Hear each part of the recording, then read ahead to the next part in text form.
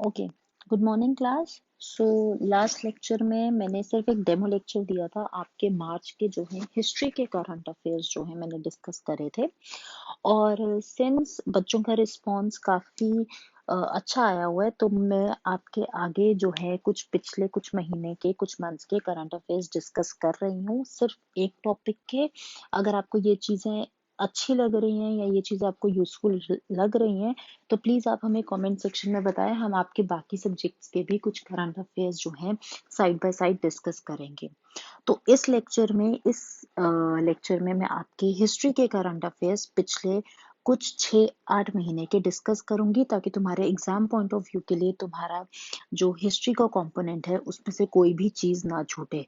देखो, हिस्ट्री आप लोग पढ़ोगे तो सही, किताबी चीज़ें रट्टे मारोगे, लेकिन कभी कभार क्या होता है, तुम्हें एक्सपेक्टेड नहीं होती कोई चीज़ें, कहाँ से पूछ लेते हैं, कैसे पूछ लेते हैं, एंड वो चीज़ें तुम्हें लगती है कि यार ये कहाँ से आ गई। तो वो होती कहीं से नहीं है, वो आपके करंट्स में से ही उठाई होती हैं। इसलिए बहुत बहुत इम्पोर्टेंट अब ये हो गया हुआ है कि आप लोग अपने करंट अफेयर्स जो हैं उनको time to time go through करें, ठीक है। तो आइए आगे बढ़ते हैं। आपका नेक्स्ट क्लास मैं आपको बता रही हूँ, नेक्स्ट क्लास जो है हमारी, ये है, हमने फेब के जो है करंट अफेयर्स अभी उठा रही हूँ। तो फेब में मैंने हिस्ट्री के जो टॉपिक्स लिए हैं वो हैं आपका लिंगराज टेम्पल, एंड आपके टॉपिक के लिए एक लिंगराज टेम्पल इम्पोर्टेंट आ जाएगा, एंड दूसरा आपका आ जाएगा चौरी चौरा इंसिडेंट इम्पोर्टेंट, ठीक है। तो क्योंकि आपका आर्ट एंड कल्चर और हमने Indian freedom struggle with reference to Indian freedom struggle जो है हमने कवर करने हैं टॉपिक्स, तो कुछ एक्स्ट्रा नहीं पढ़ेंगे, पॉइंट टू पॉइंट चीजें पढ़ेंगे, ठीक है। तो देखो, लिंगराज टेम्पल में हमारा न्यूज में क्या कॉन्टेक्स्ट था कि archaeological survey of India has sought inquiry into demolitions by Bhubaneswar development authority around the 12th century Lingaraj temple. तो बेसिकली हुआ क्या था, बीडीए ने अराउंड 12th सेंचुरी जो थी डिमोलिशंस, जो लिंगराज टेम्पल जो बिल्ड हुआ था उस टाइम पे, तो उसकी डिमोलिशन स्टार्ट करी, और इस चीज को इंक्वायरी बिठाई हुई है। इस चीज के लिए आर्कियोलॉजिकल सर्वे ऑफ इंडिया ने, बेसिकली ये चीज आपके न्यूज में है, लेकिन हमें इतना कुछ न्यूज में है तो हमें इतना कुछ नहीं देखना है, हमें सिर्फ देखना है लिंगराज टेम्पल के बारे में बात की है, तो हम थोड़ा लिंगराज टेम्पल के बारे में पढ़ेंगे, और ये आपका आर्ट एंड कल्चर का टॉपिक आ जाता है ना, ये आपका आर्ट एंड कल्चर का टॉपिक आ जाता है। तो आइए आगे बढ़ते हैं। तो अगर हम टेम्पल के बारे में देखें, आर्ट एंड कल्चर में आपके जो टेम्पल्स हैं उसमें आपका ये टॉपिक आ जाता है, ठीक है। तो देखो, लिंगराज टेम्पल किसको डेडिकेट हुआ हुआ है, सबसे पहले it is dedicated to Shiva, very important. Built by king Jajati Keshari son of Somvansh, ठीक है। It is build, very important, it is build in red sandstone and is a classical example of Kalinga style of architecture, ठीक है। So it is very very very very important. तो Lingaraj temple कौन सा architecture आपको दिखाता है, वो कौन सा दिखाता है, कलिंगा स्टाइल ऑफ आर्किटेक्चर। ये सारी चीजें ना मैंने आपके टेम्पल आर्किटेक्चर मैंने कुछ क्लासेस में डिस्कस किया हुआ है, और मैंने ये चीजें डिस्कस कर चुकी हूँ, ठीक है, ये आर्किटेक्चर कैसा है क्या है। बट अभी के लिए आप लोगों इतना याद करो, अगर हो सका तो मैं ये क्लासेस जो है आपकी यहीं पे जो लेक्चर्स हैं आपको यहाँ पे प्रोवाइड करवा दूंगी, ठीक है। आगे बढ़ते हैं। Located in the north of the temple is Bindu Sagar lake. तो नॉर्थ में, टेम्पल के नॉर्थ में कौन सी लेक लोकेटेड है, Bindu Sagar lake. The temple has images of Vishnu, possibly because of the rising prominence of Jagannath emani- emanating from the Ganga rulers who built the Jagannath temple in Puri in 12th century। ये जो Jagannath temple की बात है, ये मैंने last lecture में भी discuss किया था। इनको व्हाइट पगोड़ा के नाम से भी जो है हम बोलते हैं, ठीक है। और ये जगन्नाथ टेम्पल कहाँ पर है, पुरी में, ठीक है। आगे बढ़ते हैं। आगे हमारे पास श्री कृष्ण देवालया, ठीक है। बेसिकली ये आपके एग्जाम पॉइंट ऑफ व्यू से इम्पोर्टेंट नहीं है, क्योंकि ये आपका एंशंट का टॉपिक है, और एंशंट हमारे सिलेबस में नहीं है। तो आगे बढ़ते हैं, इसको स्किप करते हैं। आगे हमारे पास टॉपिक आ जाता है चौरी चौरा सेमेंट्री सेलिब्रेशंस। देखो चौरी चौरा इंसिडेंट हुआ कब था? चौरी चौरा इंसिडेंट मैंने आपको बताया, क्लासेस में मैंने पढ़ाया हुआ है। सो 22 फेब को जो है एक तरह से आपका चौरी चौरा इंसिडेंट हुआ था, ठीक है। लेकिन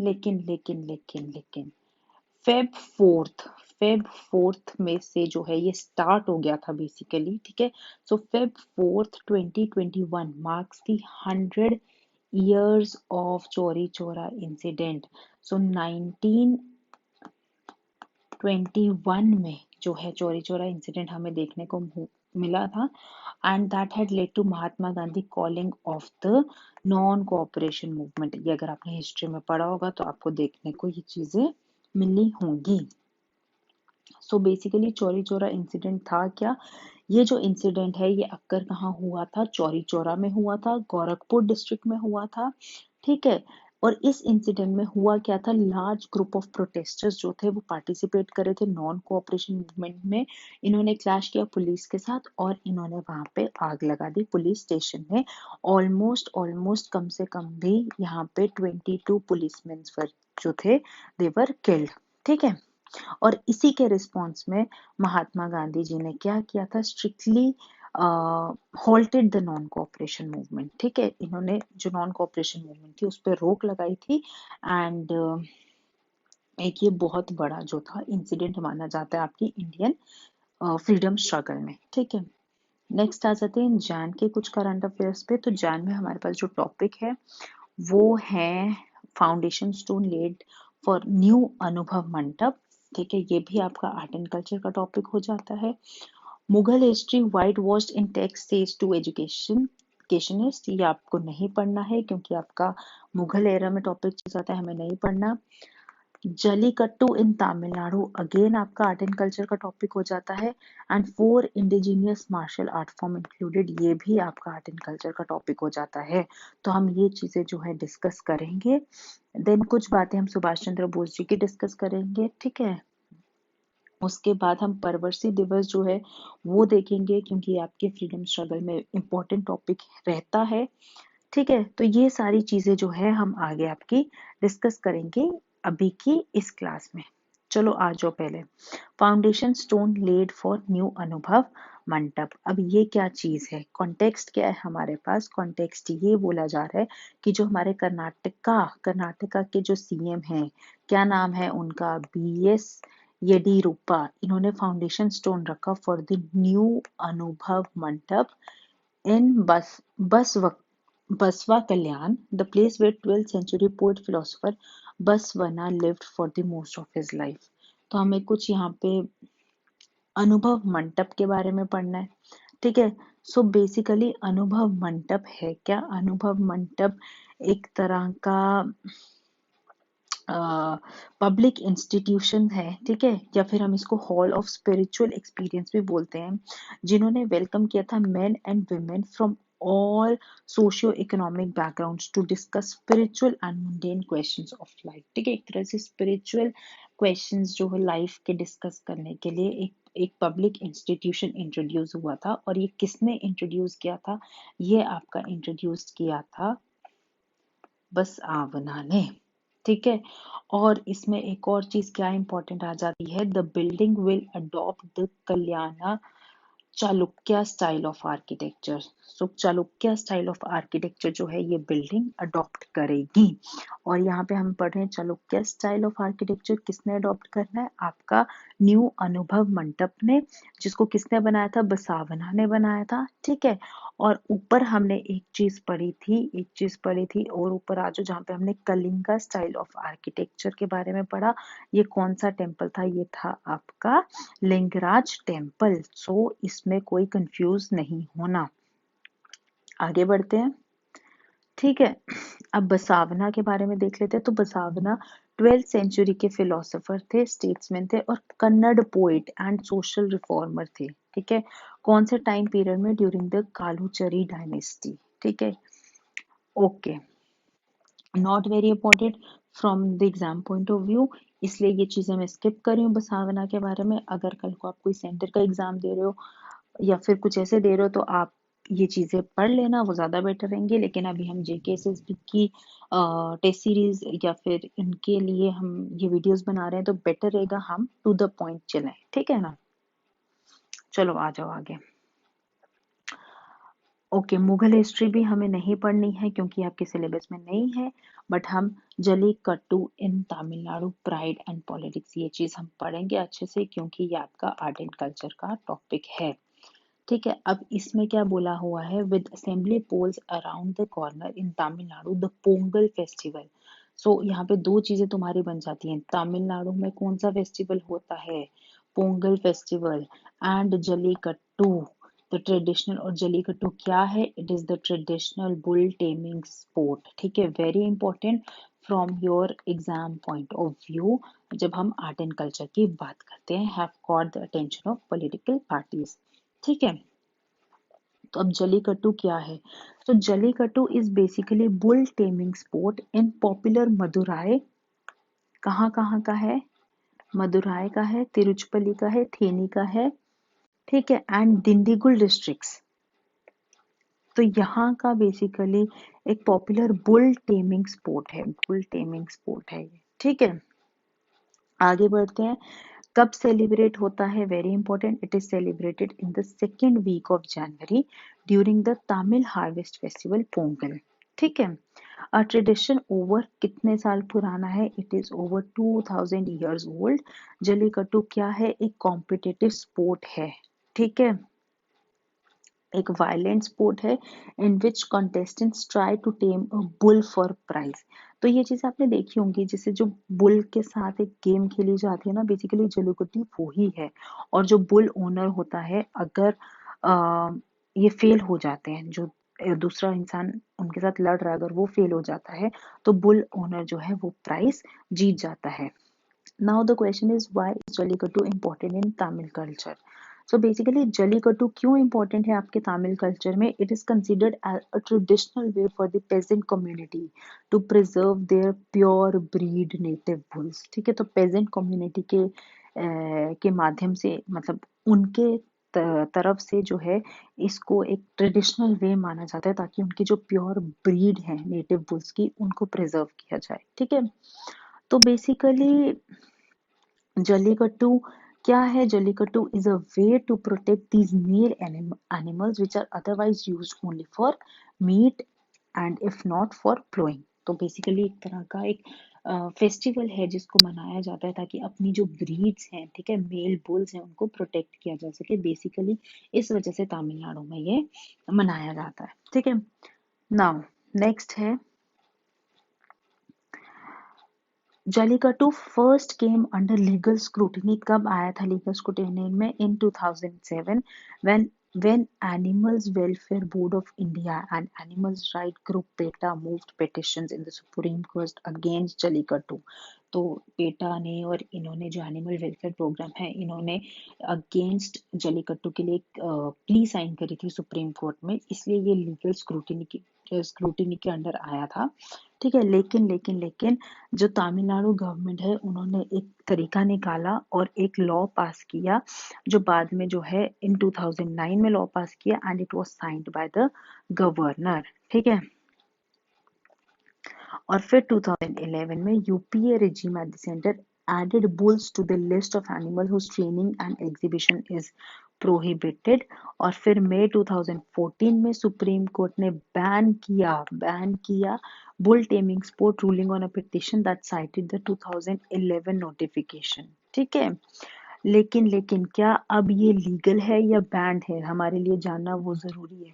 तो जनवरी 2017 में मैसिव प्रोटेस्ट इरप्टेड, ठीक है, across Tamil Nadu against the ban, with Chennai city witnessing a 15-day long Jallikattu uprising। और उसी दौरान तमिलनाडु गवर्नमेंट ने रिलीज किया एक ordinance amending the central act and allowing Jallikattu in the state. So उसी के बाद जो है तमिलनाडु गवर्नमेंट ने एक ऑर्डिनेंस रिलीज किया, और उसके बाद जो है अब जालीकट्टू स्टेट में इनके अलाउ हो जाता है, और इसको लेटर रेटिफाई किया था किसने, प्रेसिडेंट ने। ठीक है, ओके, अभी फिलहाल इसका स्टेटस क्या है? इसका फिलहाल स्टेटस है अभी ये पेंडिंग है आपके सुप्रीम कोर्ट में। 2009 में सुप्रीम कोर्ट ने रेफर किया था जल्लीकट्टू केस को टू अ कॉन्स्टिट्यूशन बेंच, और अब ये अभी के टाइम में ये क्या है, पेंडिंग है। ठीक है। नेक्स्ट हमारा ये भी बहुत इंपॉर्टेंट टॉपिक आ जाता है आर्ट एंड कल्चर के रिस्पेक्टिव पे। तो हम देखते हैं आगे। देखो, 4 indigenous martial art forms included in Khelo India youth. तो खेलो इंडिया यूथ गेम्स कब लॉन्च हुए थे? इट वाज लॉन्च्ड इन 2018 और as a multi disciplinary grass roots events for under 17 years and under 21 years. ठीक है। अब ये एनुअली कंडक्ट होते हैं। ठीक है। और जो बेस्ट परफॉर्मर है उसको एनुअल स्कॉलरशिप दी जाती है 5 लाख की। ठीक है। For 8 years to prepare for international sporting events. ठीक है।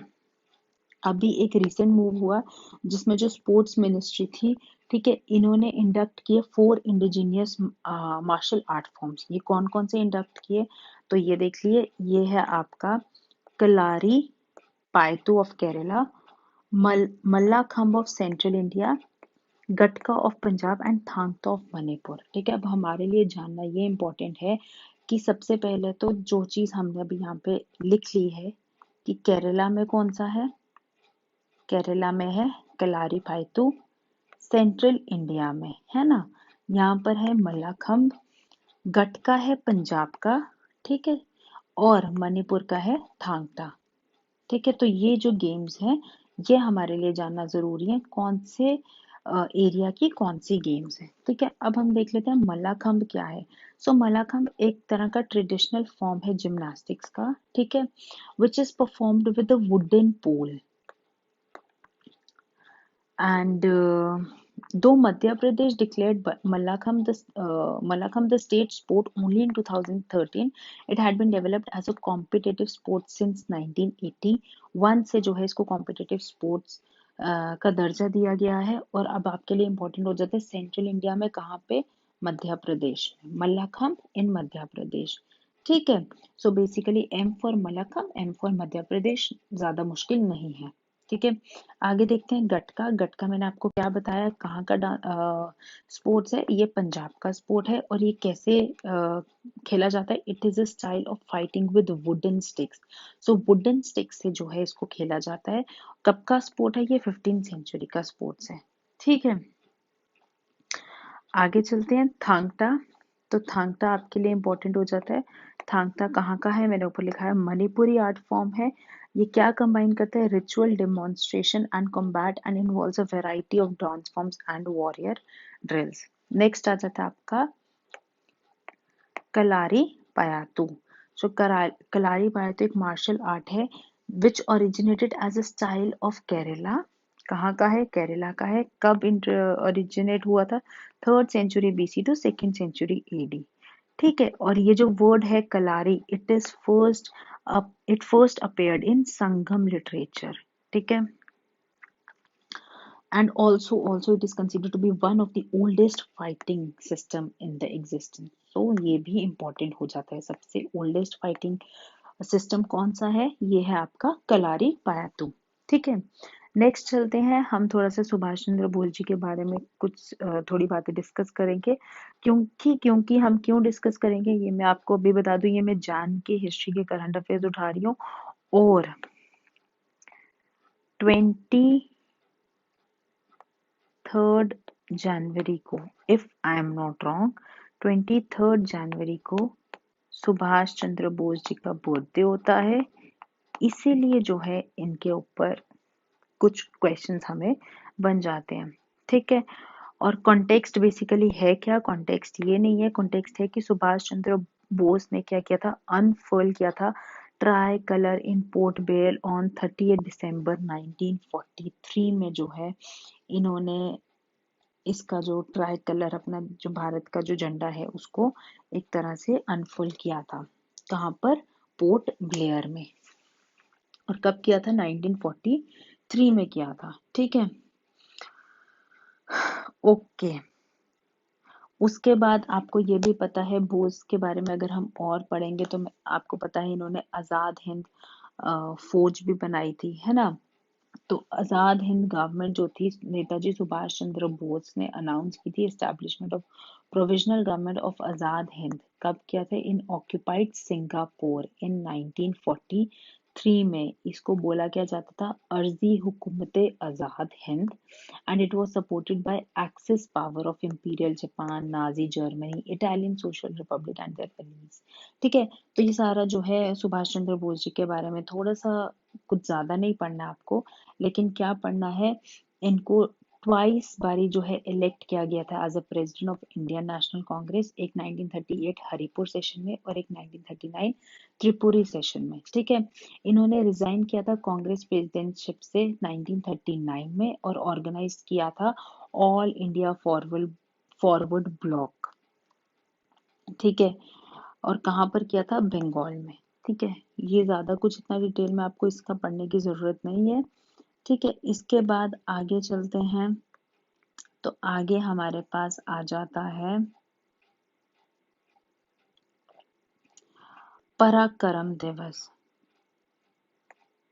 पराक्रम दिवस, तो पराक्रम दिवस मैंने आपको बताया सुभाष चंद्र बोस जी का बर्थडे होता है। मैंने ऊपर बताया आपको कब होता है, 23 जनवरी को। ठीक है, और उसी दिन जो है हम क्या सेलिब्रेट करते हैं? हम सेलिब्रेट करते हैं आपका पराक्रम दिवस। ये वेरी इंपॉर्टेंट है। एक आपका आता है परवर्षी दिवस और एक आता है पराक्रम दिवस, तो दोनों में कंफ्यूज नहीं होना। पराक्रम दिवस क्या है? पराक्रम दिवस है जब सुभाष चंद्र बोस जी क्या हम बर्थ एनिवर्सरी सेलिब्रेट करते हैं, दैट इज ऑन 23 जैन। ठीक है, और 2021 में अभी इनका 125th बर्थ एनिवर्सरी जो है सुभाष चंद्र बोस जी की सेलिब्रेट हुई थी। देखो यार, आपके एग्जाम के लिए इम्पोर्टेंट क्या चीज हो जाती है, जब 100th, ठीक है, 50th, ऐसे जब टर्म्स होते हैं, 125th, ठीक है, 150th, ऐसे जब बर्थ एनिवर्सरीज और ये सब जो नंबर्स आ जाते हैं ना, तब आपके लिए जो है टॉपिक्स कुछ इम्पोर्टेंट हो जाते हैं। ठीक है, तो बाकी का ये चीजें मैंने आपको बता दी। फिर आपका आ जाता है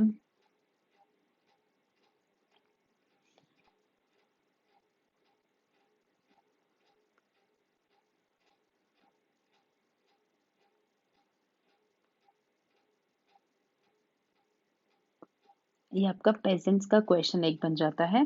Patharu Ghat, the forgotten peasant uprising of Assam in 1894।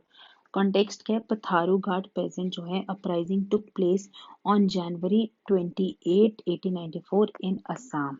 ठीक है, सो क्वेश्चन क्या आपके लिए इंपॉर्टेंट हो जाता है, जो पथारू घाट या जो ये कम्युनिटी है, ठीक है, पेजेंट कम्युनिटी है, कहाँ पर पाई जाती है? ये असम में पाई जाती है। ठीक है, तो ये चीजें जो है इम्पोर्टेंट हो जाती हैं।